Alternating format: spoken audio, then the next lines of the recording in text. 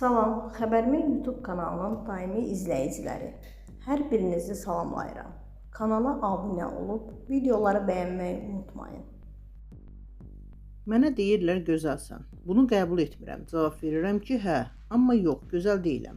Məndən də gözəl insanlar var. Mən özümü gözəl hesab etmirəm. Mənim üçün gözəllik etalonları başqadır.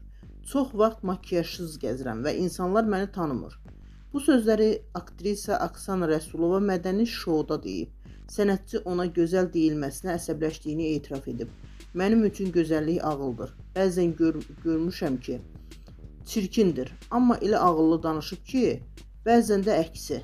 Oksana artıq rəqsə son qoyduğunu söyləyib. Osman doğulandan sonra rəqs məktəbini bağladım. Ancaq teatr səhnəsində rəqs edirəm. Rəqs geyimlərimi rayonda anamgilin evinin yanında mənə ayrılan ev var, ora yığmışam.